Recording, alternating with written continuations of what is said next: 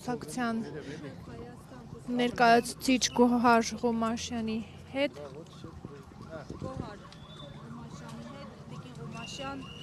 Առավոտյան ակցիաներ էին մեկնարկել Կարապետյանին աջակցելու պահանջով, նաև կառավարության շենքի մոտ խորհրդանշական նվեր հանձնվեց։ Այս ակցիաները ինչ են ցույց տալիս, տեղյակ են, որ ինքնաբուխ են եղել, որովհետև մեզ հենց առավոտյան են տեղեկացրել ակցիայի մի քանի մասնակիցներ, որ մտադրություն ունեն գնալու եւ ակցիա իրականացնելու։ Իրականում այո, վաղ առավոտից սկսված քաղաքացիները քաղաքի տարբեր վայրերում ինքնաբուխ ակցիաներ են կազմակերպել, նաև հետաքրքիր է, որ պարզապես քաղաքացիներ իրենց պատուհաններից պաստառներ են կախում ազատություն Սամվել Կարապետյանին, ազատություն Հայաստանին եւ ի վերջո հասունացել է այն ժամանակը, որ այո, մեր երկրին պետք է նոր առաջնորդ, որը կուղղորդի երկիրը դեպի ուժեղ Հայաստան։ Գիտենք, որ այսօր ժամը 11-ից դատարանը սկսել է քննել ապօրինի կալանքը երկարաձգելու դատավարությունը եւ մենք շատ հույս ունենք, որ այսօր ի վերջո արդարությունը կհաղթի եւ պարոն Սամվել Կարապետյանը ազատ արձակվի։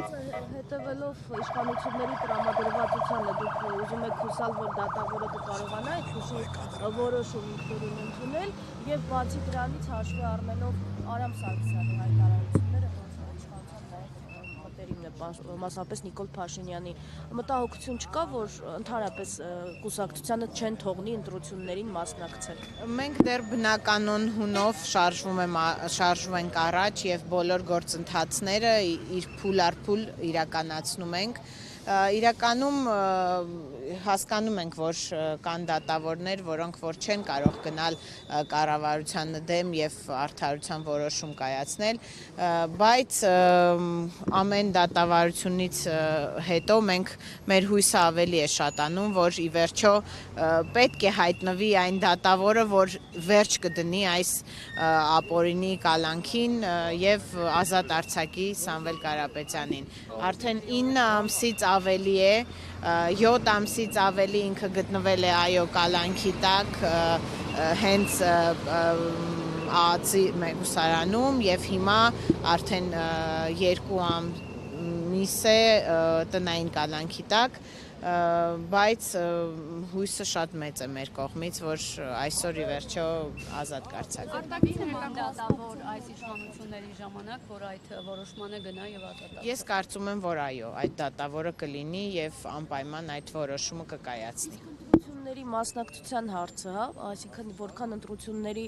օրը մոտենա, այնքան շատ կարևոր է դառնալու, հա, թույլ կտան մասնակցի, թույլ չեն տա, դուք օրինակ Հովակիմյանի ասուլիսից էլ ինչ հասկացաք։ Բնականաբար ցանկություն կլինի թույլ չտալու, բայց դեռ որևէ անօրինական քայլ, մի քայլ, որը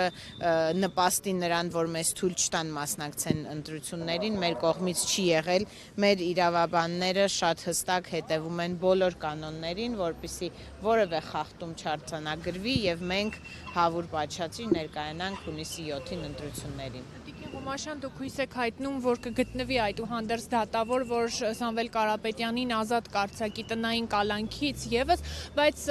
իշխանությունները, ինչպես նաեւ այլ անձինք, նաեւ եթե տեղյակ եք արտաքին հետախուզություններ հայտարարություն տարածել, ինչպես նաեւ դրանից հետո Դանիել Իոնիսյանը հայտարարությամբ հանդես եկավ, մասնավորապես նշելով, որ Սամվել Կարապետյանը ընտրություններին ավտոբուսներով մարդիկ է բերելու Ռուսաստանից, որպեսզի մասնակցեն եւ դրա վերաբերյալ նաեւ հաղորդում են ներկայացել։ Մտավախություն չկա, որ այլ քրգործերով եւս Սամվել Կարապետյանին կալանքի տակ։ Գիտեք, մեր որոշումները շատ հստակ են, մենք հստակ քայլերով գնում ենք առաջ դեպի ընտրությունների,